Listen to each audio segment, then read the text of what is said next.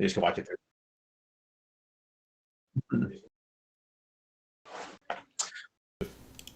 Yo, what's up, world? I'm hungry. Nice delay. What's up, world? I'm hungry. Ooh, I can hear myself echo. Yeah, fix your shit, man. Fix your shit. I was listening to that. Gotcha. Yo. Okay, good. So I'm hungry. What's up? And this is my co-host, Skooba. What's going on, everyone? I'm here with at my boy Alex's house. What up? Yeah. Yo, what's up, dudes? My two favorite non-white people. Am I non-white? I didn't know that. Yeah, dude. Very non-white. You can't label me, bro. Don't be I labeling just me. did, dude. I put you in a whole category. Non-white. I'm about to go fork you. But you know what? It's not me who's doing it, bro. It's the world who's doing it to you. I know. all right? I think you right now. No, it's the world. Don't let the world influence you, man. Be your own man. Dude, in a certain level, the world has to influence you, dude. The world That's true. legitimately, like, you can't say there is no race. You know what I mean? Because the world, You're right. the world does exist, and the world recognizes different races. Even if you don't. Yeah, but you know, I'm the best. Gotcha, for sure. I would live my own rules. Nah, no, I agree with you. The environment of the society does put stupid pressures on you. You have to almost adjust accordingly. Yeah, it almost creates a way of thinking for you just because of all the outside noise that are constantly pressuring on you. yeah, dude. Even if you wanted to say, I am white, you couldn't. Well, you could say that and wouldn't make it true. You can say a lot of things. You know? Really? You can't identify as a different color? You can't identify as a different ethnicity? Yeah. Like, who knows? It don't make it a fact. I can just say that, you know. in recent times where this whole we want to not label genders or whatnot.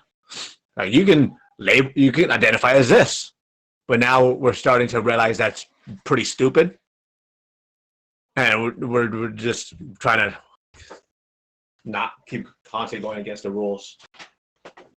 I don't know about that, dude. So let's go ahead. In this first video we got going on, it's there's a robber. I guess he robbed this guy, and he has something to do afterwards. So let's check it out. It was a robbery in progress, along with an eyebrow-raising disguise and a handgun. Demanded money from the cashier, but then I guess in a change of heart or change of mind said, I'm not going to do it. The brazen bandit backed out. What could have easily been a couple $100. Yo, I'm getting a lot of echo, dude. You guys, what's Money grab foiled by the robber himself. are you guys listening to on speakers or something? Yes, we have to. I will mute my mic right now.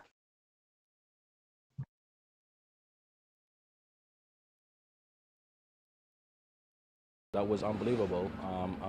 What happened, because he actually had the money in his hand and he refused to take it. He said that was not enough to pay for his daughter's kidney transplant. Chemo owns the shop at Varee and Red Lion Roads. And you heard right, the robber apparently changed his mind, telling him the crime wouldn't help his daughter's kidney transplant much. What do you think should happen to him? Hard to say. I think for willing to use the gun or taking the gun out of his pocket, I think he should be punished for that. But in the same time, us as a society, I think we should do something to help people like that and not push them to the edge where they have to use their gun. The man, we're told, put his gun away and became friendly before leaving the store. Police say he still faces an armed robbery charge, but they're also interested in learning more about the daughter he brought up. And if you're going to commit a robbery, I guess the best type of robbery to commit is one where you don't complete it and you change your mind. Yikes, dude. So, Yeah, that's a difficult situation, right? Because the reason why he was forced to rob was like when you're pushed between like a no out situation, right? He needed to get that surgery for his daughter, but he didn't know how to come up with specific type of means. And so, yeah, dude. it's like you can, like, we want to fault him because he is technically breaking the laws. He did completely. So we can fault him to an extent, but at the same time, I guess we still have to exercise some form of sympathy, but not completely absolve him of his wrongdoing. Because I feel I'll probably take a lot of flack for it. He still should be punished for what he did. Dude, you know what? I don't know, bro. Because legitimately, there was a lot of courage that came from having the money in his hands. Okay, and then like going back. You know what I mean? Going back and giving it. Yeah. Does that change in any way the form of how that person who's getting robbed feels, though? Yeah. To them, they don't know what's going on in his head. Yeah. They're just thinking, I don't want to die. I want to go back to my kids. They're not thinking, oh, this guy's going to change his heart. You know? And unjust still occurred regardless of what he did after. If I shot someone, oh, my bad. You know, I didn't mean to shoot you, but you still committed some act of something that wasn't right accordingly. I'm not saying punish him to the full extent. Yeah, whatever that crime has, there's true. He's still unsheathed his sword, his gun, and then like in a place that's obviously not okay. Yeah, so let's say, right? You go to a bank, I'll rob you all, and I'll come back and give you the money, and do I get to walk free? No, you're still gonna get punished. You still committed some form, like you committed an act. Yeah. In that moment. So something happened for sure. Yeah. That punishment, don't punish to a full extent, but if you don't show some form of punishment, it'll allow this to happen again. Like, oh, my mistake, I didn't mean to. You can give it out to a lot of other people. Oh, I didn't mean to do that. I'm just I didn't mean try to reverse it. Like, I tricked, dude. You know what I mean? Like, again, don't punish him to a full extent, but he should receive some form of punishment. All right. Yeah. I just hope they take it easy on this guy, dude. Like, okay, Oh, yeah, no, whatever the minimum is for wielding a weapon, like dude, that. And the thing hopefully is, he gets that. Yeah, can he still pull the gun out and not just that, but I think he was a white man. So if they He's show, a- this guy just did that, it'll be a whole race thing. yeah. So you can't give him the minimum. Yeah. Yeah, it's this is definitely a tough situation because in the end he still returned the money, but like Alex was saying, you don't know the other person's feelings. Like they could have been really, what do you call it? What if it's an older person Yeah. that has a stroke? Yeah. Because this person Yeah. just straight robbed them and they Yeah. killed for their knife. Yeah, but that didn't happen though. I know. I'm just saying but that doesn't change. He's saying the fact figuratively. Yeah. that person still went through that fight. To Yeah. her, it could have been Yeah. that's it for me. Yeah. You don't take that away just because you have a change of heart. Yeah. You know, they're still like, oh my god, I could have just died. Yeah. Like end justifying the means. It's like, yeah, you had good intentions, and then you still had good intentions through and through, but you still did something wrong. Yeah, he definitely did. Yeah. So I guess he's gonna get what he deserves. Let's see what it is, though. Hopefully, we'll try and follow up with that story in the future. Let's see what happens to the dude. So this next video is a little less serious, but in the same way, it is kind of serious because it's straight up it's an addiction. This lady can't stop herself from eating bricks. From eating bricks and like the things that her house is made out of. Like clay and stuff. We'll find out. Yeah, dude. People are weird. That's what I got from this, dude. My name's Patrice. I live in London and I'm addicted to eating bricks. When I eat bricks, What, dude? it's What? like a drug to a drug. Oh, addict. You feel no. good for a while until you need it again. You could just hear What it is she- go into town. Wow, just crunch, dude. crunch, crunch. You get like What a cringe what feeling did that like really you mess hear her it. teeth up? I mean, the human teeth isn't meant to eat things like this. Like that is not an easy thing I can imagine to chew. I think she is saying that she eats plaster, and if plaster is what she's eating, then I don't think that'll mess up her teeth too bad because her teeth plaster's a lot That softer. is just not healthy. No, it's not healthy. And you know what? She was crunching onto that, dude. So I don't think that was plaster either. That's gonna be like sheetrock teeth and a harder, like Yeah, Dude, I feel over. seeing her pick that out with her nails and go, oh, crunch, crunch. That Dude, was over a lot, dude. time, that shit is gonna mess her mouth up, and she's gonna probably have like no teeth, or very painful for a But long obviously good to time. Patrice, Yeah, dude. I started eating brick in my late teens. I got the idea to do it from my grandma, who told me that my auntie and uncle, when they were kids, they used to dig the wall and taste it. One day I ended up trying it myself and I couldn't really stop. It all started 12 years ago when her grandma said that her dad used to do it, dude. That's weird. Throughout the day, this is about how much brick. That's like the influential power of those that are around you, right? I think in any situation, the best form of what a critique or promotion of something is word of mouth, like someone you know.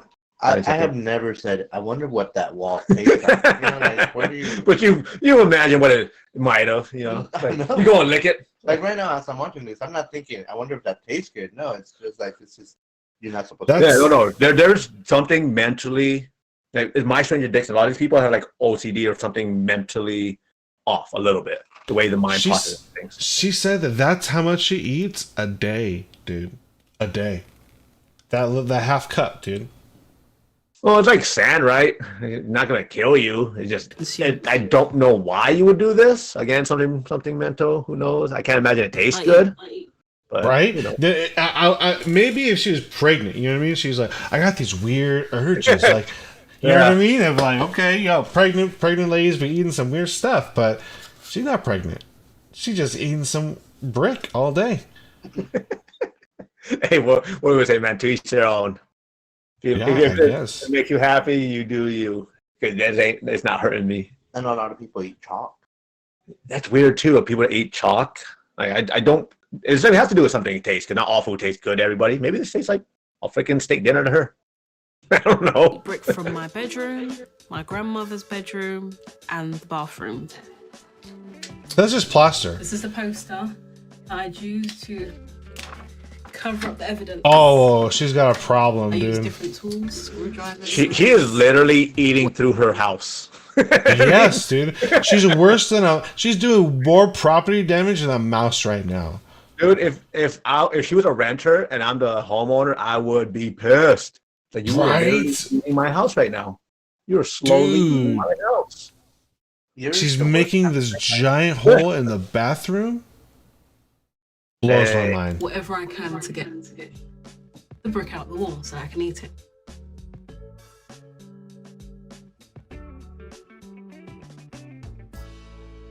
So far, I have no physical problems from eating brick, and even my teeth are in good condition.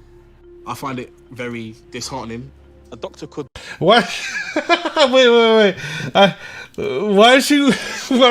She has a clip of her just walking and gently caressing this brick. Dude, she's like, "I'm gonna eat you later tonight, brick." To her, it looks like a tasty dish. You know, because food is visual. Oh my god, it's food right here. It's like rubbing a cow. Yeah, right? Yes, dude. This is like walking down and finding a wall made of chocolate for her. Yeah, She's man. just like, later. In Euphoria right now. Dude, could you keep yourself from eating your house if like your house is made out of chocolate? I haven't started yet. Oh, well, chocolate. I don't like chocolate, so yeah. You could. Okay. Or taste it like chocolate. Maybe a graham cracker is chocolate, and a gingerbread house. I love eating gingerbread house. So if my house was a full gingerbread house, I'd probably eat the shit out of it. I get so much beer munchies. I can't help it. See, that's her problem. Yeah. She has a gingerbread house, but in real life, because she eats rocks and sand. No. Well, as long as she had right now, she didn't have any health conditions. As long as it's not harming her, do you, man? Whatever. It don't hurt me. So far. Yeah, but if it gets to that point where, but then again, we always eat fast food. That shit just kills us. That has to hurt your intestines. Dude, fast food is not good. What do you mean? The sand? Yeah. Well, Like, natural. taking a dump. It's Like gonna be natural. it's gonna be rocky. It'd be a fun dump. Fun dump. A fun dump. Right. Like eating spicy food, man. Get to enjoy it the second time. So this one, speaking of people eating, another video from Strange Addiction. This lady, she doesn't eat like she doesn't have a brick eating problem. She has a sand eating problem. Well, it's like the same shit, right? My name is Bria. Almost, I'd I'm say. 19 Sand, years old. brick. Right? I'm addicted So to it's eating sand. the other lady is not alone. I just love the crunch. It's always good on top of food, like a seasoning or something. I've taken a tortilla chip, dipped them in sand. No. And gave the chip the Dude, best crunch. dude, chips are already crunchy. What is she doing? It's the seasoning, man. It's like salt. It's not sand. It doesn't have flavor. Well, to her, it probably does. Like an earthy flavor, I guess. Yeah. Depends on yeah. No, Like, when you've tasted sand, it tastes like grit. I don't like it. Hey, but When you eat Yeah, I shit, don't like it, dude. I mean something. Yeah. I learned when I was a little kid, it doesn't taste good. no. I used to eat dirt when I was a little kid. Until Me my too, uncle, dude. my uncle said, "Oh, because I showed him. I was like, look what I can do." He said, "Oh yeah, I pissed there earlier." I never ate dirt. How's that taste? I mean, and you know what? I mean, earlier could have been like a week ago or a month ago, but it still would have been true. You know what I mean? Like, That is funny. he taught you a valuable lesson that day. Yes. Crunch that I've ever got in my entire life. My favorite combination of sand is when I mix it with gum. It's just like mouth-watering. Bria's addiction first developed 5 Dude. years ago. That's just wrong, dude. I don't know, man. What do you guys think? Legitimately, I don't know if I can even date someone who's eating sand. What do you guys think? If it doesn't hurt them physically, if it's not like or cosmetically either, then Well, to me, it depends. Again, for men, we don't give a crap. Our our standards aren't much. If she's attractive to me, and her eating sand doesn't affect me directly, but she's still attractive, that's what I'm really into. I don't care if you eat sand, man. You do you. It's not hurting me. If it's zero consequences from eating sand, yeah, then and it's not harming me directly, I can date her. Just don't do it in public. Do it at home. Dude, it does give serious consequences. It just doesn't give them right. It just not short term. They're all long term. Her teeth are gonna be terrible. Right? Well, then I would be like, you have a problem. Yeah. You shouldn't do that. You know. Yeah. No, for sure. Like to answer the question, he said, if I could date, yes, I can. How long it'll last? Don't know. That's another question. There you go. Right? They might die. Yeah. Because they have serious consequences. Yeah, because when you really think about it, like hell, I could be dating her and never know she ate sand. She always hid that from me. People are real good about keeping secrets from their significant others. Oh yeah, dude. Yeah, dude. Tell me about it. My grandpa? No, yeah, my grandpa had a whole secret family. Dude, that's amazing, right there. You had a secret family, and that you think that's you know amazing. Someone. That's not amazing. That's pretty fucked up. No, it is fucked up. But super messed up, do that, like it's a shitty thing to do. But like, how do you not know? And that's how good people are. We are very good. The only reason why we caught him is because freaking we took the Ancestry.com thing. And then they're like, hey, guess it looks like you have a half brother. And my mom's like, what? What the heck? See, yeah, dude. Yeah, and that's just I've heard back in a secret is only a secret if you keep it to yourself. Once you tell someone, it's no longer a secret. Yeah, 100%. This guy, my grandpa got away. He got away with it for I don't know until he was 73. The only reason he got caught is because of the Ancestry.com, dude. He got away with it. Yeah, and I've met people in my life. Hey, what happened? I want to know. What was the red was on this? Yeah, I want to know. Oh, that was before COVID started going down, and we were having a lot more people. He's like, "Fuck yeah, COVID." Oh man, that's comedy. Yo, dude, some people are getting their IRS money, dude. Some people just got it right now. Already? Nice. Yeah. It really depends. I don't think I'm getting it, so I'm not gonna like even think about me getting it. If it happens, that's awesome. I get it. I'm gonna do what I did with all the other ones. Just invest it. Like to me, it's fun play money. For some other people, I know it's a need for them. So I really hope it helps them because there are still a lot of people that are hurting. Right. Yeah, dude. There's a lot of people hurting. Yeah, a lot of businesses, man. A lot of businesses are hurting. And you know what, dude? Because a lot of people are hurting, and a lot of people are having to take jobs like Uber driving and Lyft driving, just so like they can like pay the bills. And even when they're taking this extra jobs, people treat them like crap. Yeah, man. I did Lyft for a little bit. I've had my fair share of passengers that wanted to fight me, belittle you. Yeah, because I used to drive when it was busy. Like, so I had a lot of drunk people. Do you think it was racist? I did. I met this one racist. She was super racist. I picked her up. Oh. She accused me of scamming her. I was like, I don't know where you live, so I don't know the routes to take. I'm just listening to the app.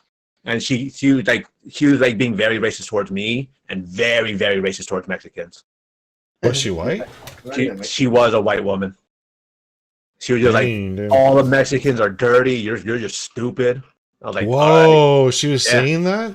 And I reported her to Lyft, and Lyft made me for it. They blamed you for it. Yeah, they're like, dude, because she ended up reporting me too, saying I was trying to scam her. And so Lyft is like, oh, something. We're going to investigate this. They didn't ultimately find me at fault, but the fact that they trusted her wholeheartedly. If you're gonna do that, right? Yeah, that was when I had. That actually wasn't the reason. That was one of the reasons why I ultimately quit Lyft, because that following weekend got even worse, where I picked up two guys who were drunk as hell. Yeah. And one was real cool. He was just chilling, but his buddy doing the order Lyft didn't want to put the address in. So I was like, I don't know where you live, bro. He's like, I'll give you the directions. I was like, no. Like, can you put the address in? Just because it would make him feel more comfortable. But he's like, no, I'll just give you directions. And he was giving me such jacked up directions. And he would get super pissed at me. He tried to fight me, but his buddy stopped him. And that's when doesn't Lyft require you to put in the address for you to like yeah, get money? But apparently at some point they didn't, and they still like had me pick them up. And that's when I ultimately quit because I almost got in a fight because of drunk people. And Lyft didn't do anything about it. They ended up refunding the guy the money, and that was it. They didn't punish me or anything, but I just didn't feel it was right. I know, in my personal opinion, they did not give two craps over. They had no care about my safety. Yeah, dude. I mean, when it comes down to it, you're a guy, so you're disposable. You know what I mean? 100%. I'm cool. Like, I'm not cool with it, but men in society, we're 100% disposable. It's been proven. You are a danger. That's what you are. Useless. That's what it is. So this is a video of someone else being kind of abused. Yeah, and this happens often, right? He's an Uber driver, and he picked up some ladies. They were being really mean to him, so he said, you know what? Someone else can go ahead and give you a ride. I'm going to drop you off. And they're like, no, we're not getting out of your car. And started to throw a fit and started, like, physically touch him and stuff. So yeah, that's like, this is some messed up stuff right here. They said, they said as she was leaving, she actually pepper sprayed the guy inside the car as she left through the window. Yeah, like, and that should be assault. That's assault. 100%. I don't see how it could. I don't see how that's not assault, right? Yeah, like luckily he had a camera. In my situations, I didn't have cameras, so I couldn't capture what happened to me. And I was like, dude, this is too dangerous. Like, me as a guy, too. I'm not saying women can't defend themselves, but if I didn't feel 100% safe being a man doing this, like I said, I almost got in a fight a few times. Because I always picked up drunk people. I was like, whatever, man. So. And then I got corona. What you gonna do? Well, a lot of people talking about this. It's a video that's been viewed hundreds of thousands of times. 3 women harassing and assaulting the Uber driver. Now, one of the women is now behind bars right here in Las Vegas. 24-year-old Malaysia King was arrested by Metro police officers after a break-in here in Vegas. Now, in this video, she's the one wearing red sitting on the far left. King is facing multiple charges, including assault and battery and assault with a caustic chemical after pepper spraying the driver. Now, this altercation happened in San Francisco on Sunday after the driver picked up the trio. He stopped the ride after realizing one of them was not wearing a mask. When asked what he would like to see happen, this is what the driver had to say. I believe this would be lawfully punished. Whatever our constitution, our law says over here. Now, King is currently behind bars at the Clark County Detention Center. They're doing that on a loop, dude. She's doing that. She's not wearing a mask and she's coughing at him, dude. Yeah, like right here, to me, is just a crazy sense of entitlement. Like, why do you conduct yourself in this type of way? Like, dude, can you wear a mask? And then what caused you to react like that? Like, good Jesus. Dude, right?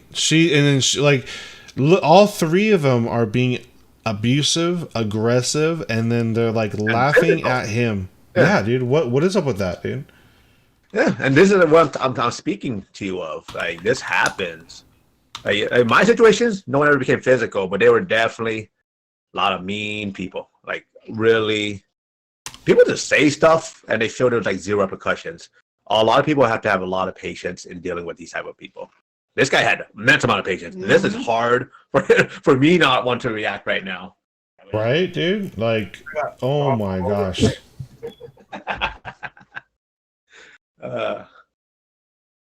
Hold on, let me see. There's this other thing right here. Here's her response.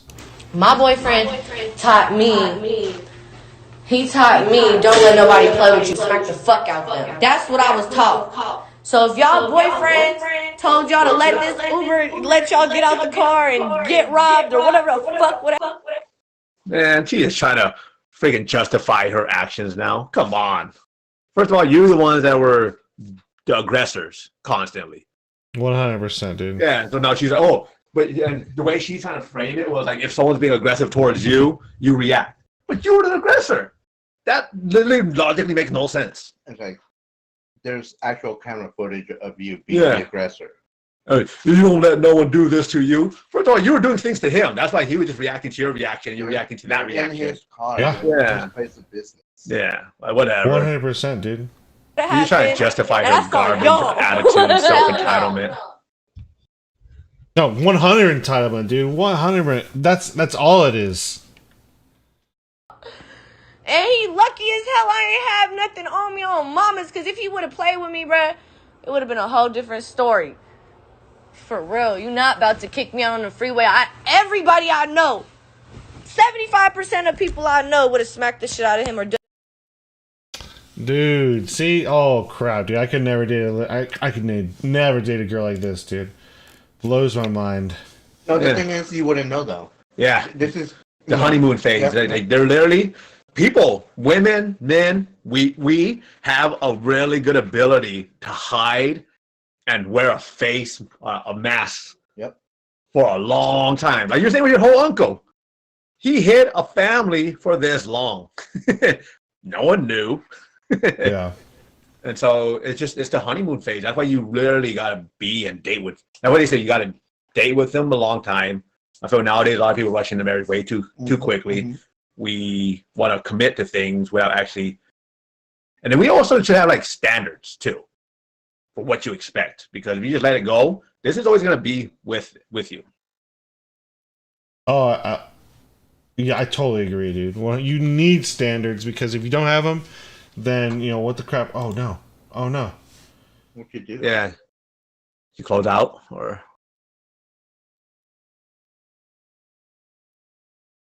There you go. We're back. Yeah, we're back, folks. You 100% need standards because if you don't, dude, people are just gonna walk all over you. Well, just how it is. No, I agree. But it's just the thing. It's just most people don't. We go into say dating, for example, and we just I felt like we wander aimlessly. But if you're able to try to seek what you're trying to achieve or what you are expecting in a partner, I think it makes it a little easier, and the dating game becomes not so stressful. So you mean if you have a goal that you're looking for, then you won't be searching aimlessly because you'll be searching for that. Yeah, exactly. Gotcha, dude. Gotcha. Yeah, and then you don't waste your time because because sometimes you do waste time. You're like, oh, I just wasted 2 years. I knew this was crap. Yeah, it was going nowhere because you had no standards. You could have probably eliminated that in the beginning.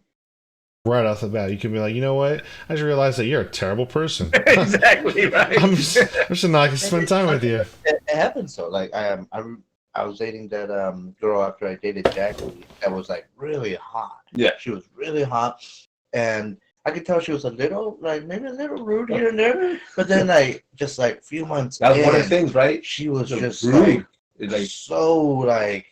She'd make something into something super huge. Something small to huge. I remember I took her to, we went out for the day or something. On the way home to dropping her off, we stopped by Walmart. Yeah. Because she mentioned she would like new towels or new bat stuff. Yeah. So I bought $80-$100 worth of bat stuff that she needed or wanted, whatever. $100?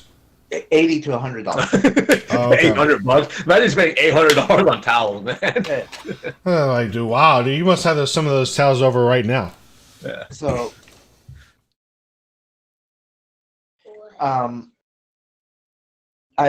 we're leaving, as we're leaving, everything. It was a great day, she's all thankful and stuff, and I'm leaving the parking lot, and I'm like, I hit a 3-point stop. So I need to go either this way or straight, and I'm trying to think of which is the best way to get out of that shopping center. Yeah. So I had the right of way. I was there at the stop first, so like I started going left and hit the turn signal as I'm like going left, and the car that was like across from me, you know, it was I should have did my turn signal earlier for sure. That car was like, you know, he went like that, he honked, whatever. I was like, okay, whatever.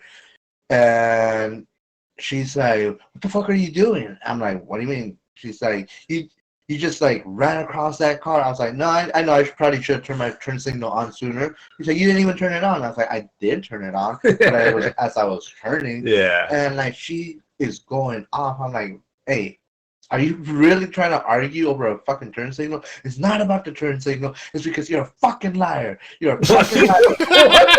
I'm like, what? Like, where is this coming from? Oh man, dude. Okay, that's hilarious. No, that escalated real quick. It was bad, and she's like screaming in the fucking front. I'm like, I'm in awe. I was like, really? 0 to 100. I'm like, okay. Yeah. I was like, calmly. I was like, I'm getting the heck out of here. Just so you know, I don't think this is gonna work out. I'm gonna drop you off and just have a good day and stuff. Peace.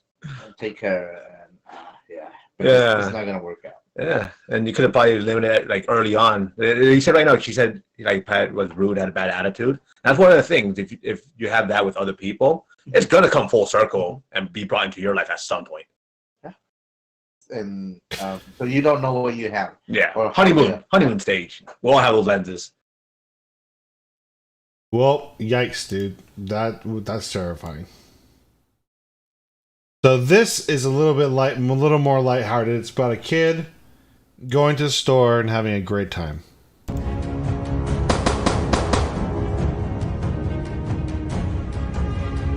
It's totally me. Look at him. He's going through all the emotions and everything, dude. Isn't that like all of us though? When we were kids, we all did this. That's such imagination. What movies don't know, so you have to put it. Yeah, the movies have like infinite clips. He understands. I gotta change the chamber out every now and then. That was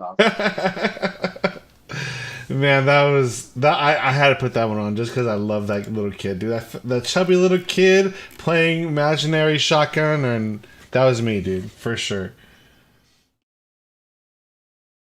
Oh, okay. So so this is a good one right here. So this is a montage of Wall Street bets and what's been going on lately.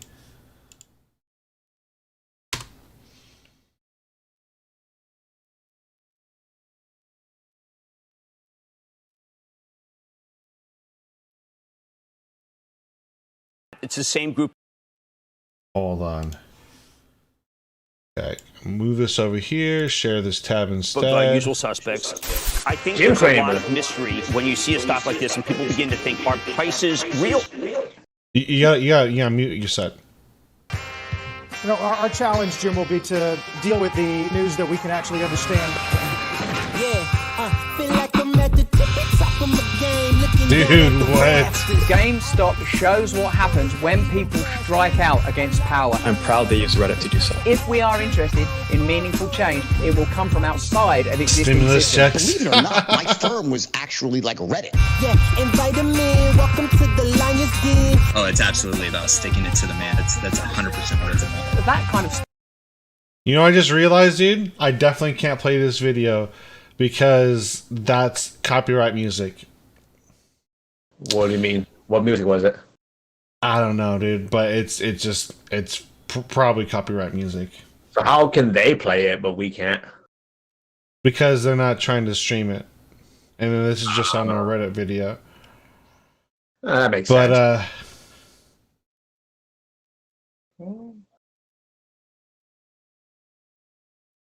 What else?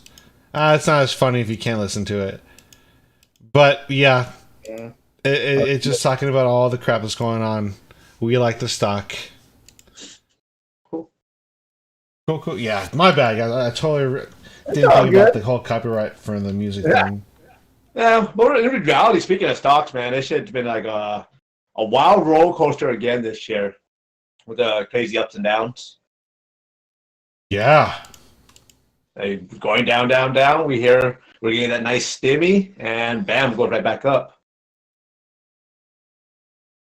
Man, if I yeah, dude, it's been crazy. Oh, yeah, you're gonna get a big ass one.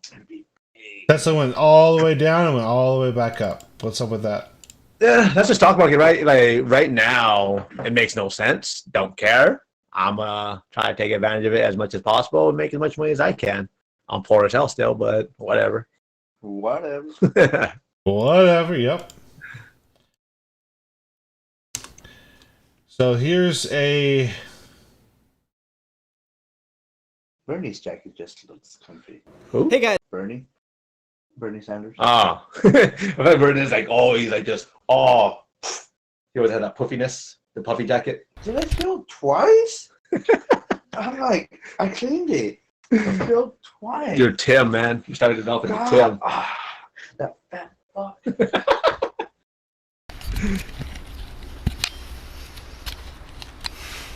What if Superman put a GoPro on? Looks good. Okay. If found, return to Sam Gorski. This ought to look pretty cool.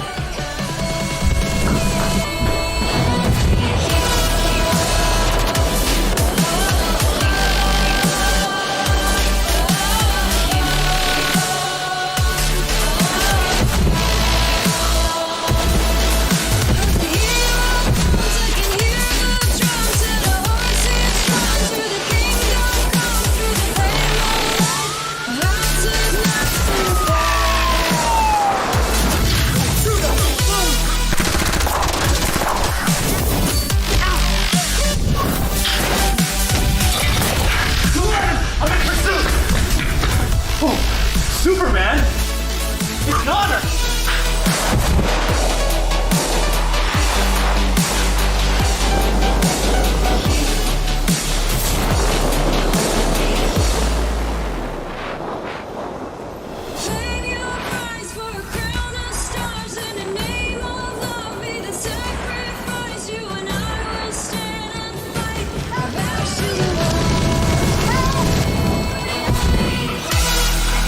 Oh, I thought he was gonna leave her.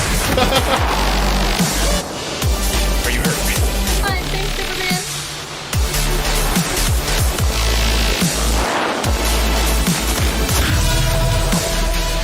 Oh my god, thank you. Is there anyone else in that building? No. Good. Citizens?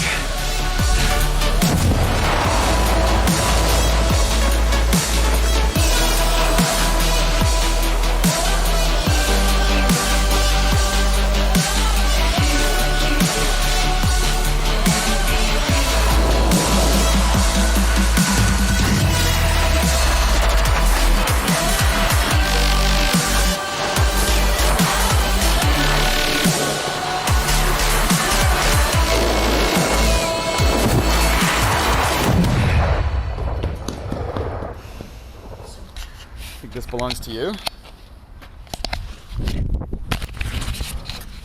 My camera. He's obliterated his yard, bro. Oh man, my yard. Oh. He even said that too. Well, in reality, that's a pretty crappy yard, man. It's just dirt. Yeah.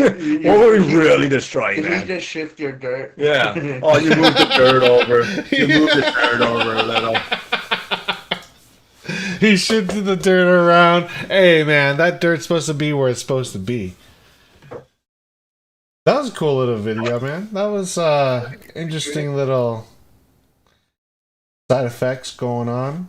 Oh, I should buy me that GoPro now. Right, dude? Talk about a free commercial for GoPro. Dang. God damn it. I do want it now. You want to get a GoPro? Should I just buy it? Dude, GoPros are dope. Sure. I'll get me the... Use it. They're like super powerful. I'm gonna buy it like right now. All right. We got we got time for one more video, dude. Show the cat one. Watch the cat video. The cat video? Yeah. What's the cat video? Just watch it. What is it? 2 cats, 3 cats. It's on Discord. Okay. Oh, try. Let's go back to this one.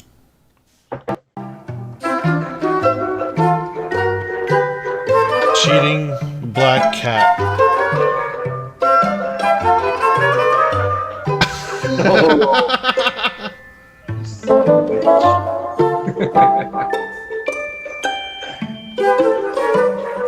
What's going on? What's going on right now?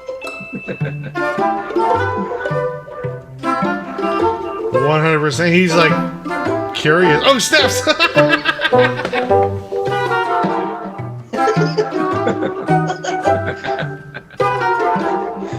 Even in the animal kingdom, cheating occurs. Dude, the black cat's wondering why he feels a cold wind behind him.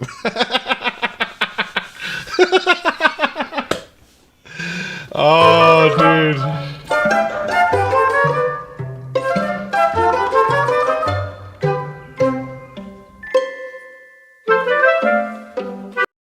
That's kind of funny, dude. Do you know what else is funny? Dude, Shaquille O'Neal, bro.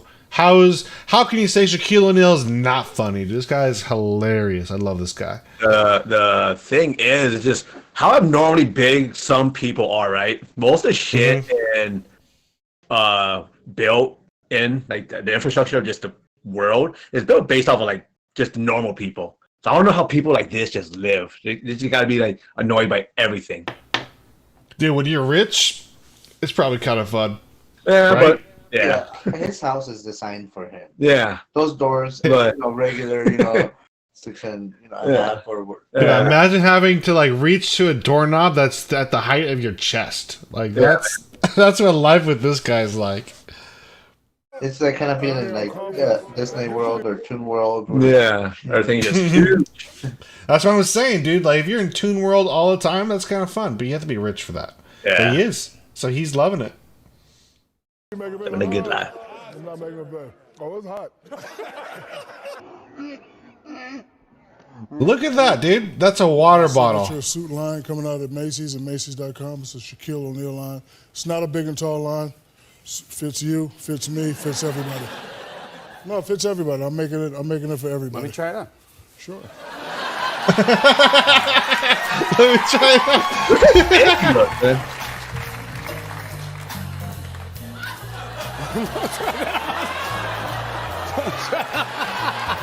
You can't get to sleep on.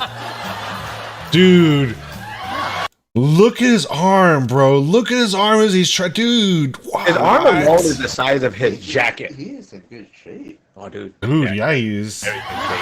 Especially for his age, too. I think he's older in these teams. This is after he's retired. He's in better shape right now than he was when he was gaming. Or when he was, in the NBA. Yeah. Look how big he is. This is fantastic. This is exactly what I've been looking for. Of course I've seen Twins. You've seen Twins, haven't you? Do you seen Twins, right? The Dude, movie Twins? I love Twins. I love anything Arnold Schwarzenegger does. Dan DeVito is my favorite. Like, Dan DeVito, the man. I love him the in man. Always Sunny. He's the best in Always Sunny. I just recently rewatched Twins, dude, and it's freaking hilarious, bro. Twins? It is old, right? It is so good. It starts off with Danny DeVito having an affair with this random married wife. The husband gets home and he jumps out the window. He jumps out the second story window. I love it, dude. I freaking don't. So Danny DeVito. Oh, dude, all pro Danny DeVito. Dude, I want to see these two people make a Twins movie. 100%. Yeah, dude, they could. But like, what we're gonna always do is compare it to the original, though. Will it be as good? Dude, they'll probably get a lot of boost just because people will miss the original, you know? Good. And possibly better if the writer, well, because he is funny as fuck. They both are funny, actually. Danny DeVito is funny. He's comical. I love him. But this is a different funny. Like, yeah. It's just like, ha, ha, ha. You can be in the, like... Yeah. Follow it. Post to Danny DeVito. That's true. That's true. Like, yeah, I would say that. Kevin Hart is funnier than Danny DeVito. Quote me on that. I'll drop that. I love Danny DeVito, dude. Big fan of that, dude. Kevin Hart's still a bigger star at his time, at his age, and when he's Danny DeVito's age, He's gonna be a bigger star, dude. He's not a bigger star. You know, he's just not yet. But when he's Danny DeVito's age, bro, I think he's gonna be a bigger star than Danny DeVito is comparatively. I 100% agree with that. Yeah. Danny DeVito is still going up. Yeah. So like just like the last season he did so far, and they're doing another one right now. yeah. What did he do? I thought he was like done pretty much. Huh? Isn't he kind of like done with acting, Danny DeVito? Isn't he only in like always? That's it though, right? Yeah. Always said he's huge, bro. Oh, it's huge, bro. But like this guy is continuously pulling out AAA movies, and at some point, AAA movie is just more Danny DeVito prestigious. did it in his time. Like 20 years from now. Like his movies, though, Kevin Hart's movies, you're like, oh, they're funny, but they're not critically acclaimed movies. You know, he's not. That's true. He's not. You know, the fucking in Batman, what was the Penguin? Penguin, dude. That's true. Was awesome. You know. So what he hasn't been in is he hasn't been in super he hasn't been in a super serious movie. Those are just genres of movies, bro. He's still in AAA $1 million movies, blockbusters. Blockbusters are where he's at. Not in a critically acclaimed movies. By critically acclaimed, you mean that it's like people are judging by the actor, by the acting that's going on, right, or by the screenplay that's going on. But I'm telling you that those are not the measures. Those aren't like the increments of measurement that we use to say this is like a AAA movie. How do we measure people? Do we measure them by Oscars, like by trophies, by things gained? We measure. You actually by money made, bro. By money made. Okay. Huh. I wonder what their net worth is. I think Kevin Hart's worth a lot of money, dude. He's one of those people who just works too much, pretty much. Long time ago, but it's a great movie to remember. I'll give you a line. Adrian! No, that's Rocky. Okay, let's get the obvious out of the way. Shaquille O'Neal, dude, look at him. He's the wow. one on the right, is huge. But not just because he's 7'1" and weighs somewhere around 380 pounds. Since he left the NBA That's your violin, the red thing? Yep. All right, cool. This is easy.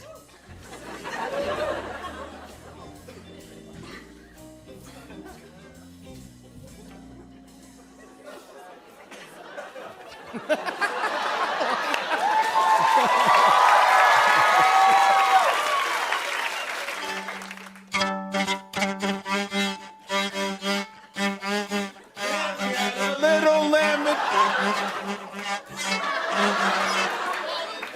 Oh my God, that's not. Turn the violin. What's a violin? Stop it. Oh, this? That's an oboe?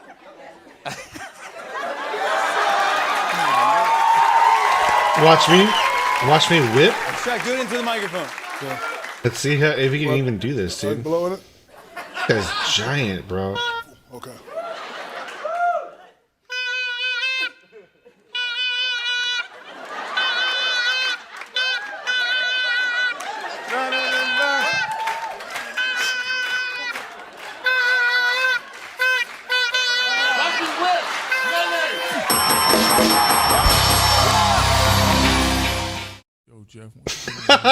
What? Look at that comparison, man. So crazy. That's a normal Crispatine. Dude. His legs are as tall as a person. Oh my goodness, bro.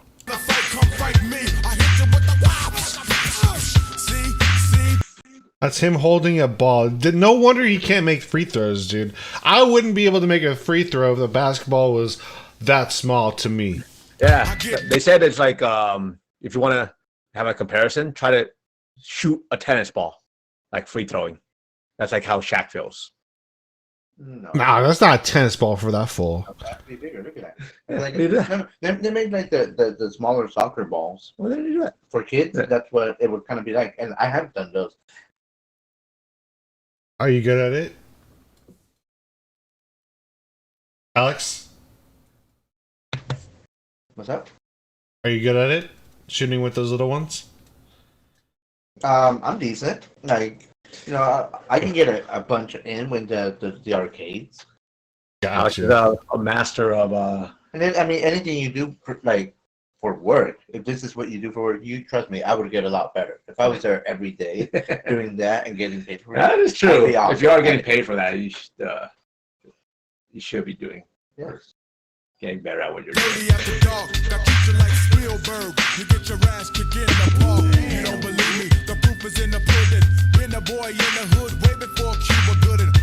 Whoa, a normal person trying on Shaq's championship ring. It's the size of 2 fingers, bro. That's nuts, bro. Have you ever noticed that stocks plummet right when you buy them? This is one of the most common rants on investing subreddits and the YouTube comment section. Yeah, dude. So this is literally how I think a lot of people feel generally. Like, right. It happens to everyone, right? Right when we invest, and the fucking stock goes down. This is how you feel 100% every single time you invest. Oh yeah, dude, 100%. Every single time I know it's what's going on. It's because Whoa, hey, I think you're frozen. No, we just paused it. You paused it? No, your camera. Is it frozen? No, we're moving. Oh, now you're back. Yeah. Okay, keep talking. But yeah, dude. So this one, I like this video. I found it interesting that it broke down the psychology and how actually sometimes the big hedge funds manipulate the stocks and get it to do what it does. Because they have the money. They have way more money than we do. They can move the needle a whole lot better than we can. All right, dude. Let's check it out, dude. Let's see how they change everything. The situation doesn't seem how they're like it's making limited to Brian just price as fuck. investors either. Even seasoned investors with millions in the market like Meet Kevin and Graham Stephan have also expressed similar sentiments in the past. So why do stocks always go down right when we buy them? Well, starting off, this experience isn't just random bad luck.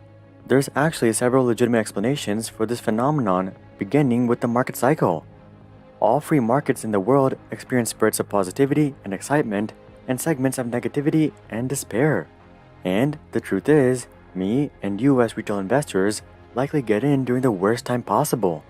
Stock rallies often start with genuine optimism for a fundamentally positive change for a given company.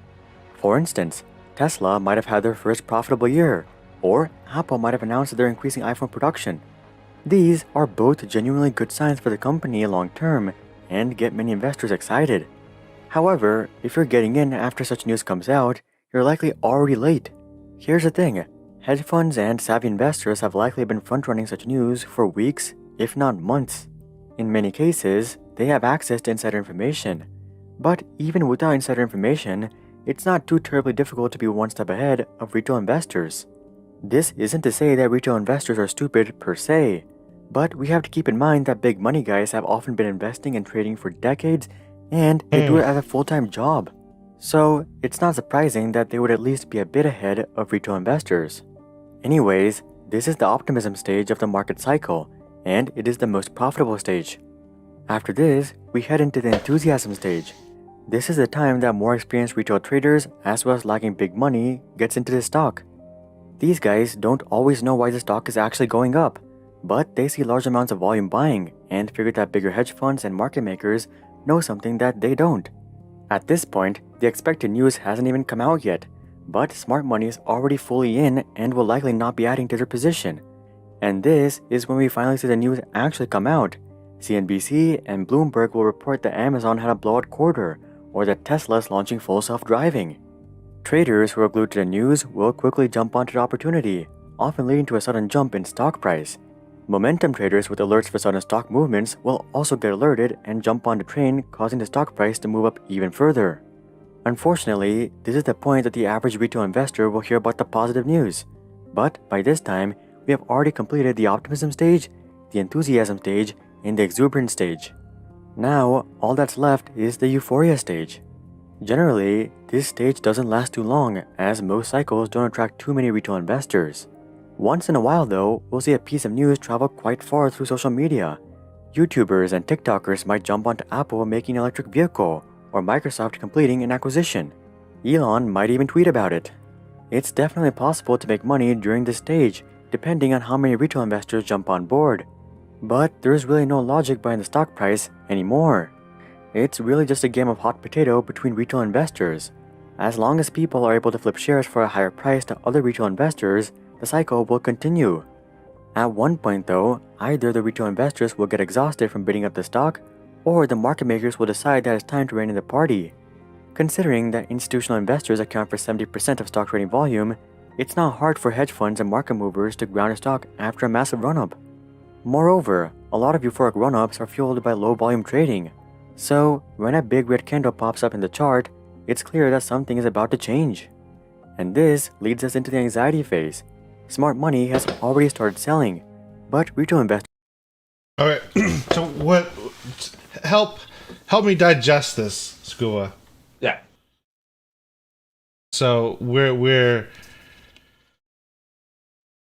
going through a whole series of steps. So optimism, enthusiasm, and exuberance, those are all moments when, let's say, Tesla went from $50 a share to $300 or $500 a share. Yeah. And then everything else is what's happening where we got in, where the retail investors got in. And that's when the exuberance and euphoria is coming in, right? Yeah, that's like the FOMO, you fear it. Because what he was essentially saying a lot of times is we don't get the early buys. For example, when, like, say, a company IPOs, we don't get, oftentimes retail investors don't get the first crack at it. So by the time we get a crack at it, that thing's already ran up like 50 to... or like gone up a certain amount of percentage because they give the big hedge funds and big people with huge amount of money first crack at it. They're buying hours before. It goes live. So they get.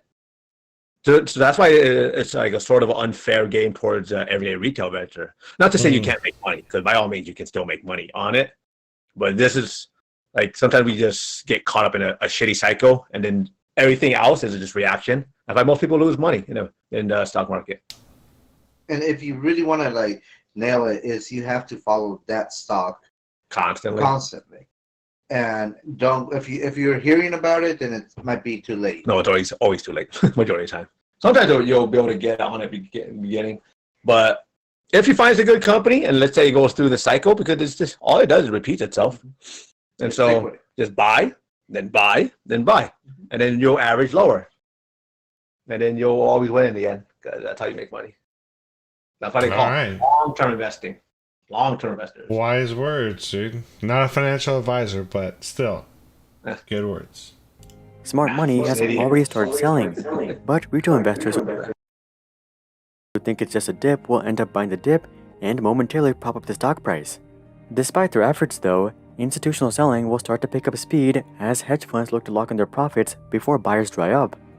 Lagging hedge funds and savvy retail traders will start to pick up on the beginning of a downtrend, and they too will sell, which leads us into the stage of denial. People who bought at the top start to realize that maybe they were too late to the party, but they still have a sliver of hope that maybe we'll see another tweet from Elon or that some surprise news will save them. In reality, these guys were the people who ended up with the potato when the music stopped. As more early traders take profits, the stock price will continue to move down, and we'll soon find ourselves in the stages of fear, despair, and of course, panic. Some retail traders will wisely just cut losses and move on right when fear hits, but others will continue to hold on despite despair setting in. Despair is the stage at which the stock price returns to the level at which it started to rally, and though traders who are still holding are down a decent bit, most of them believe that it can't get much worse. However, this is when hedge funds will step in once again. The hedge funds likely spotted another news opportunity coming up where they can make some more profits. But they don't want to reinvigorate a potential rally before they're able to fully get in. So they'll go out and sell some of their long-term position and maybe throw out some fear-filled articles to cause the stock price to dip just a little bit more. And this slight push over the edge is all that's needed to cause a flurry of selling. You see, many traders will set their stop loss just under the price at which the rally started. Hedge funds will take advantage of this and sell just enough to trigger these stop losses, which will quickly lead to a wave of panic selling, leading us into a stage of capitulation and discouragement. In these stages, most retail traders have already forfeited trying to come out positive from the trade and have sold out their positions for a loss.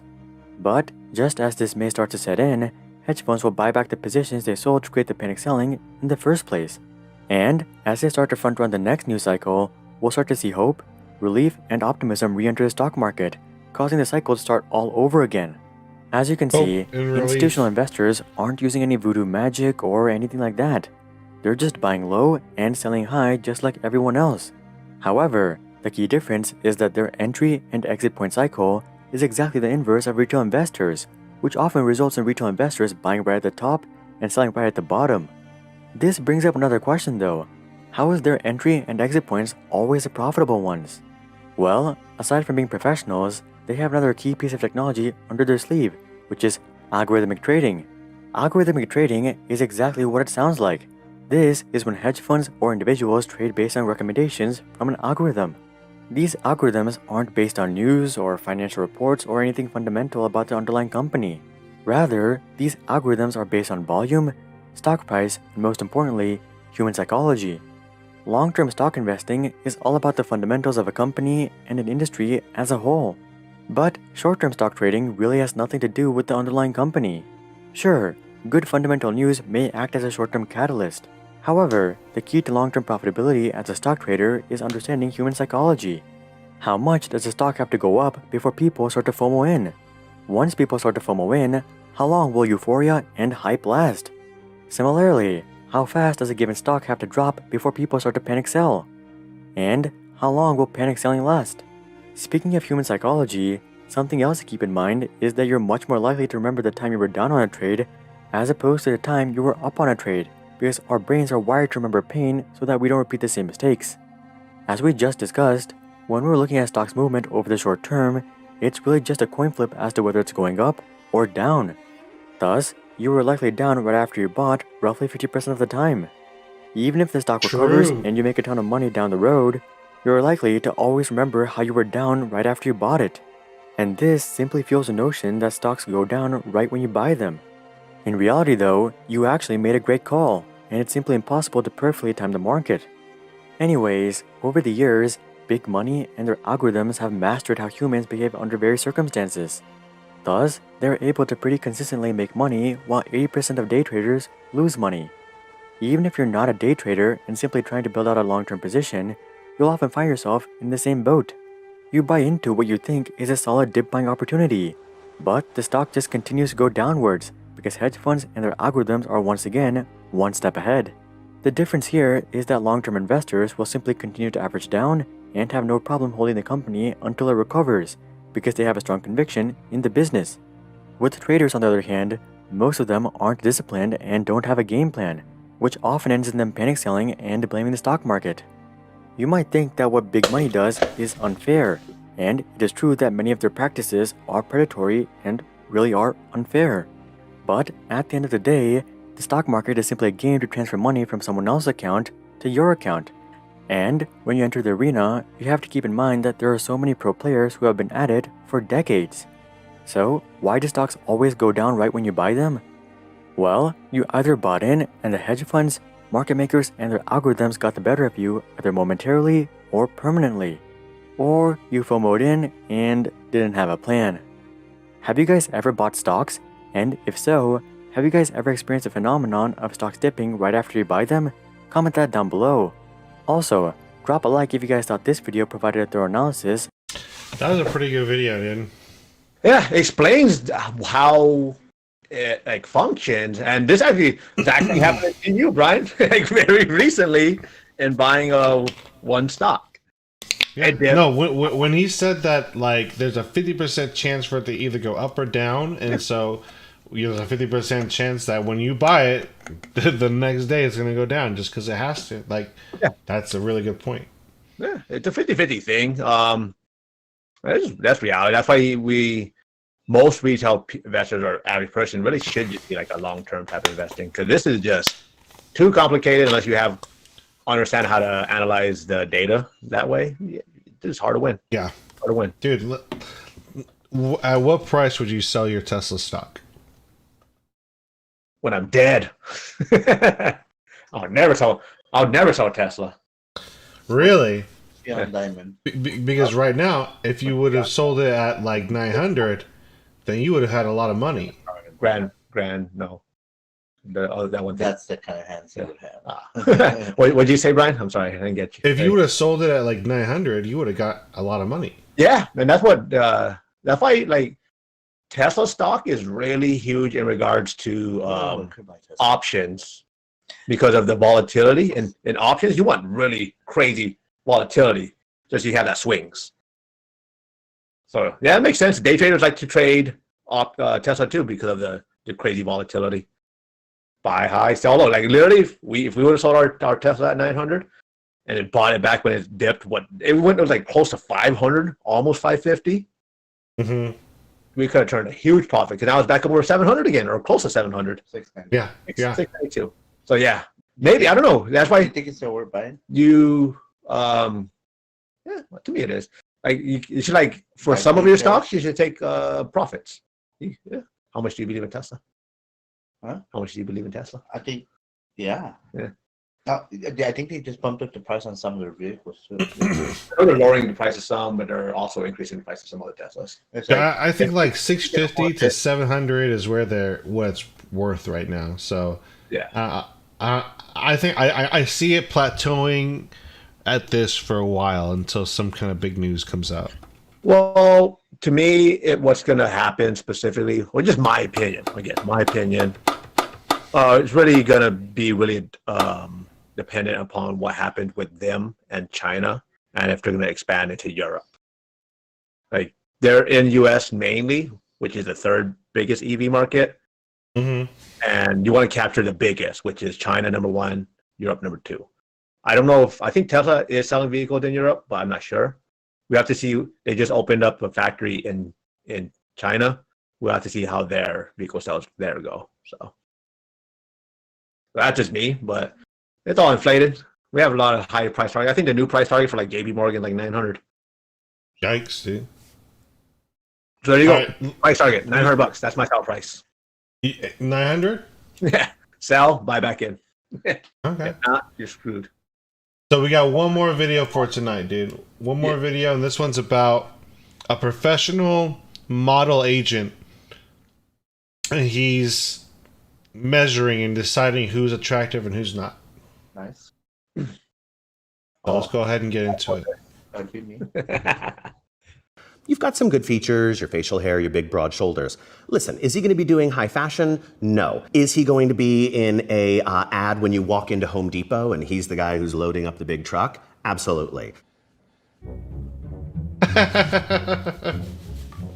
Tell me what you're doing here. You like that compliment? Today, I'm going to determine who's going to be marketable for modeling in the fashion industry. How do you measure someone's attractiveness? I've been scouting models for several decades now. I'm going to be looking at height first, size second. Not are they good looking. Everybody's good looking in their own way. I'm just here to determine whether or not somebody can make money doing it. How much would you say that differs from how you find people attractive? Night and day. I definitely have my own specific type of what I find attractive.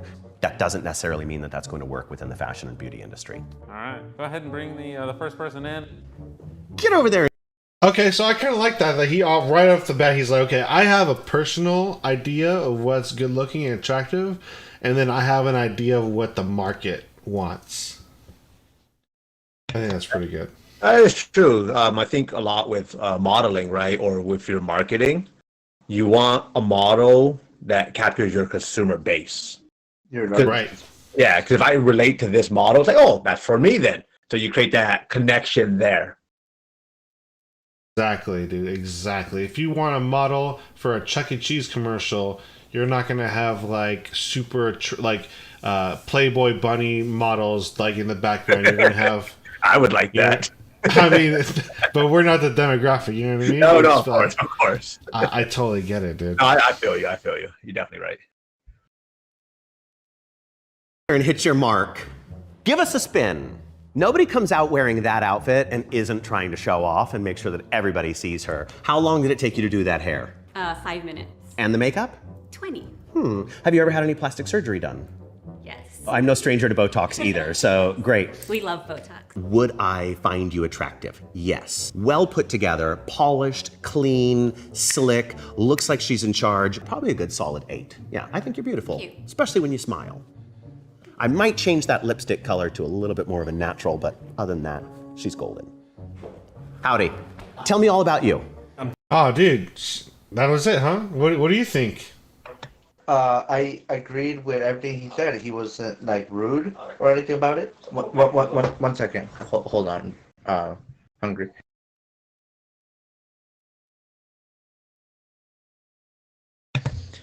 Sorry about that. No problem. Yeah, he wasn't disrespectful or anything like that. He was also like kind of corrective criticism kind of deal. Like that lipstick was a little bit out there and a little bit more natural colors. I like natural colors for lipstick. Alyssa doesn't wear makeup, so like yeah, the more natural that you can look and still look pretty is better for me. But yeah, she looked good. A solid 8. I give her a solid 8. Solid 8, dude. That's professional right there. I'm 37. I'm single. Currently, I'm a bartender, but I have like an extensive IT background. I like football. I like beer. All of these things I probably would have guessed just by taking a look at him. I would put him at a 5. With a little bit of work, he might be able to get some background work. You've got some good features, your facial hair, your big broad shoulders. Listen, is he going to be doing high fashion? No. Is he going to be in a ad when you walk into Home Depot and he's the guy who's loading up the big truck? Absolutely. Does that make you feel good, bad? How do you feel? At this age now, I'm very comfortable in my own skin and kind of who I am. Typically, people who are very comfortable with themselves do great in the fashion industry because they can go right up and just be themselves. Thank you very much. Yeah, absolutely. How's it going? All right, give him a 5. He was like, this guy's a 5. You see, I wouldn't give him a 5. I would give him something a little bit higher. Like a 5 average. Maybe like a 7, 8. Hear me out here, though. Because he's just, this guy is doing more about modeling, but for me, the guy himself, that guy looks safe. He looks like he's a provider. You know, like he's a base. Yeah, shouldn't that be better? This is what you're talking about, dude. Look at this guy. You're saying this is a 7 or 8? Yeah, by the way, can he provide? Can he? You know? No, dude. You're saying he's a 7 and an 8 because you want to score yourself higher than you are, dude. That's why. I feel I'm a dime piece. Like whatever comes after that scale. And let me tell you why. Because everything that Tell me why. I get. You know, I'm a dime piece. I've never had any problem trying to pull a woman or whether it be at dancing or whatever, and mainly because I don't have self-doubt. I don't doubt myself. I know what I'm worth, and because I can provide, because I'm a hard worker and all that, and it doesn't faze me. So yeah, if this guy can believe that he's a 7-8, then why not? He can be. Because the whole world decides what you look like, dude. That is true. Well, we're all judgmental. Sure, that's fine, but like it only matters if you let it matter. That's true. Okay. Right up and just be themselves. Thank you very much. Yeah, absolutely. How's it going? That's a yes. That works. Have you ever walked on a runway? No. Now's a good time to start. Ready, go. Excellent. Shoulders back. That's fashion. Have you ever worked in the fashion industry? Nope. Never even tried? Not really. That height, that size, the muscle tone, broad shoulders, small waist, long legs. Everything is pretty much symmetrical. I wouldn't really lose any weight. Yeah, I'd give him a 10. Absolutely. Somebody would book him. Hi there. Hi. How old are you? That guy just got a 10, dude. I think he's just into Asian men. What do you think, Skooba? What do you mean? You give this guy a 10? I want to give him a 10. No, this model agency just gave him a 10. No, or this model scout. Height good, hair good. His eyes are too close together. Like they need to be like a little bit more. Like he has a like, especially right there, kind of like I'm a jock. He'd be a good like extra in a teen movie about basketball. He wouldn't be like the leading role. So you wouldn't give him a 10 though? What would you give him? Like an 8. Like an 8, yeah. And now I gotta remember that this is the same person who gave yourself a 10. Yeah, that's different. I can give whatever I want. So you gave yourself a 10. This guy's an 8. Yeah, he's trying too hard. Yeah, you are delusional, my friend. Absolutely. Somebody would book him. Hi there. Hi. How old are you? 26. What's your name? Tyler. You do have a great face. Those big, giant brown eyes. I like that you got the scruff going on. I would say if you were going to get into this industry, you would need to grow a little bit taller, especially with the hair. You would need to grow taller. A little bit on the severe side. So I would say just because of the height, bookability market factor is going to be at about a 4. What about appearance-wise? Appearance-wise, with that smile, that energetic laugh, and just the magnetism, yeah, I'm sure you're a magnet. I'm sure you get some. Single, married? Single. Not for long. You'll be fine. You'll be great. Okay. Yes. Thank you. Hi. What's your name? I'm Joanna. Have you ever tried to get into this industry? I have not. No. But dude, that fool just gave that guy a 4 because he is so short. He picked in regards to like marketability, definitely. Yeah, no, for that, for sure. Yeah. For that, I'd probably be a solid 5. Maybe 4. Okay. Maybe 4 with that guy. Yeah. In this industry, because of your height, that's going to be the first thing that's going to take you down. But the size is great, measurements look good. You're petite. We don't say short. She's fun-sized. I think if you were going to get into modeling, sure, change up the hair color. Can I see you without the eyeglasses? Excellent. If I was going to rate her based on whether or not she would get booked in this industry, it's going to be on the lower side. Yeah, I would probably put you at around a 4 on marketability for getting booked on jobs. Do I think she's adorable and pretty and has a great smile? Yeah. When she smiles, you definitely light up the room. You seem like you're the girl that goes, I like green hair. I'm going to have it whether you like it or not. Yeah. Excellent. Hi. You know, excellent. And he just dismisses her. He looks away. What do you think, dude? He gave her a 4 as well.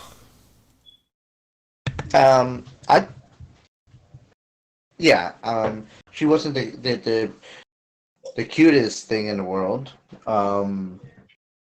Maybe not a 4. I'd probably give her 5, 6. Because I'm the cutest thing in the world. She didn't she's just short basically, but her body wasn't disproportioned. She had nice thighs. Like overall, she was cute. Definitely cute. Yeah. I think what he's doing is judging based on marketability. How can I utilize you? I'm gonna use you for something. And to be based Where off can I use you? In the dating world, I guarantee you, she'll get play from a lot of people. Definitely. He's just looking from a different aspect. That's why he changes his opinion. That is like, this is what I give you for marketing and stuff. Yeah. But this is what I think you're pretty. One of those girls that when she walks into a room with a big old smile, you automatically will like them. Not sure about the Harajuku hair, but other than that, she's got a good little look to her. Thanks. Go ahead and take off the scarf if you could. And can you remove your glasses? Yes. Pull your hair back so I can see your face shape. You did teen modeling when you were younger, I'm sure. I did audition for a commercial and they told me my fingers were too chubby. They saw me at a mall and I just bought a white shirt and showed up. Okay, anybody who's ever out there at a mall and somebody jumps out of a bush and says, oh, be in my ad, run real fast. If I had to go on a number of bookability, I'd go with about a 6 or 7. I think there's certainly work out there that you could do. I don't know that it would be in high fashion, but commercial fashion for sure. Thank you. Thank you. Okay, thank you. It's nice meeting you. You too. 6 or 7, dude. What do you think? 6? Well, let me go back to her.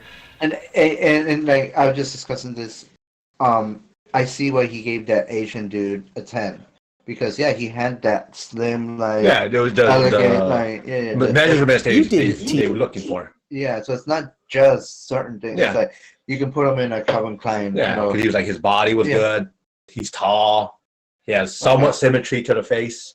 Okay, I see what he.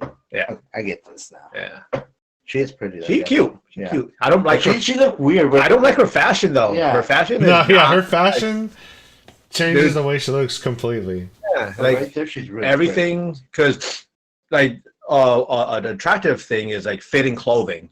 Don't wear overly large clothing. Wear fitting clothing.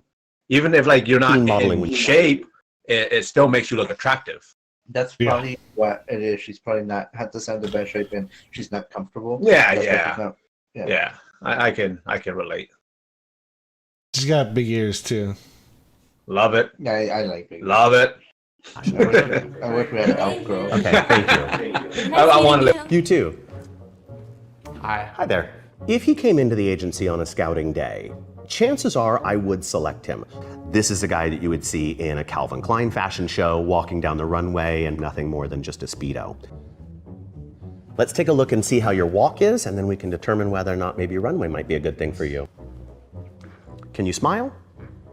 Okay, a lot of work to do on him for runway. A lot of work if we to lost do. the pajama pants and the extra large jacket on him, he could absolutely go out to clients with a good haircut. I would probably give him a 9 right now.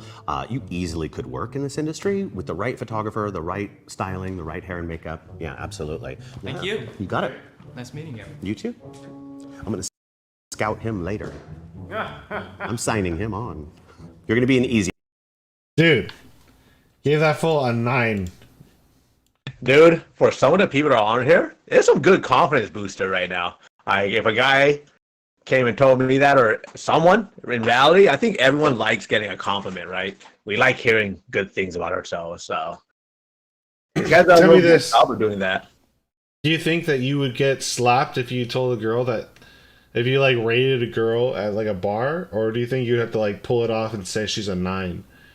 Wait, well, I don't even. What question? What the question? Like, wait, what was like, like if you were at a bar and you tried to rate a girl like a 6 or a 7, she'd probably get slapped, dude. You have to say she was like a 9. No, it depends how you approach it.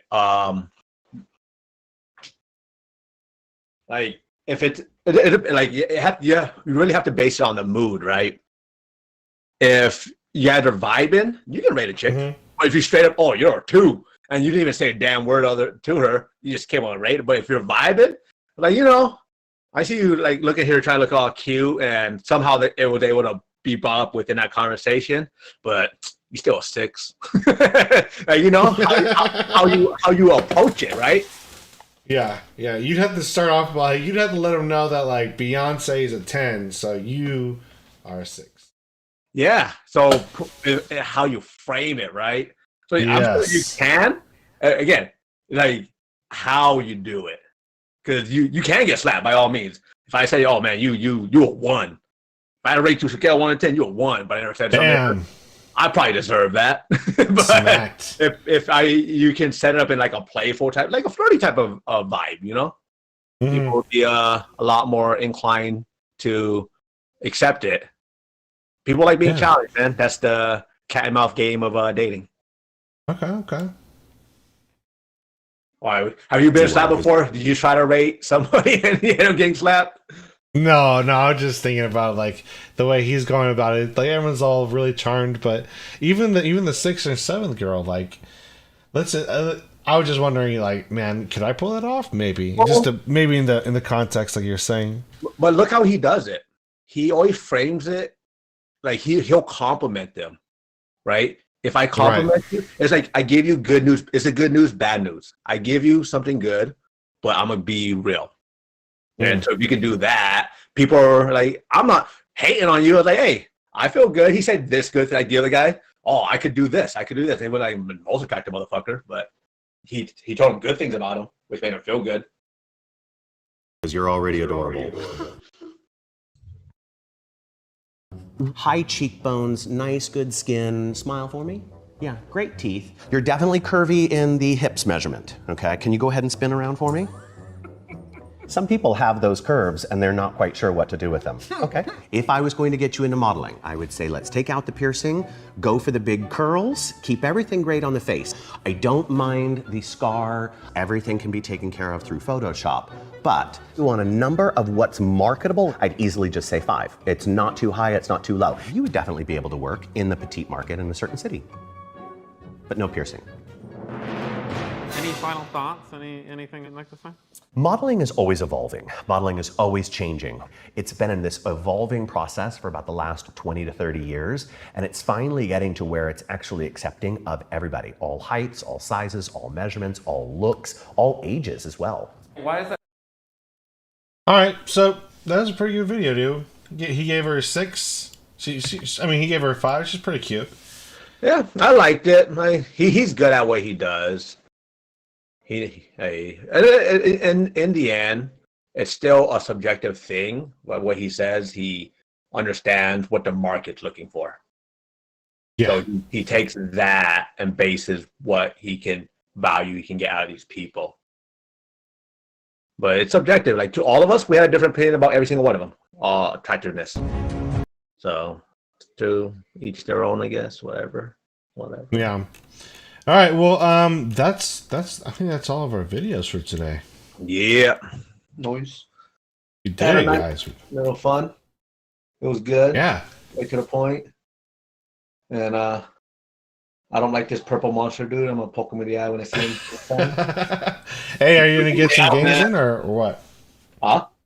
Are you gonna get some games in or are you done for tonight? Maybe Blake said he's gonna come by right now, so I might chill with him for a little bit. Lakers. I'll probably be gaming later tonight. I don't know how late you're gonna be up, so. All right, for sure. Tomorrow, so yeah. Like, I was gonna dip out, but Blake's gonna come over, so I don't still want to dip out on him. For sure. Yeah. All right, guys. Well, let's go ahead and put the end to the stream. Thank you everyone who tuned in, and say hello to everyone on YouTube. What's up, YouTube, Twitch, whoever? This is the HungrySkooba podcast. Y'all have a good night, and subscribe to my boy Hungry's channel. All right, everybody. See you later. Goodbye. Bye-bye.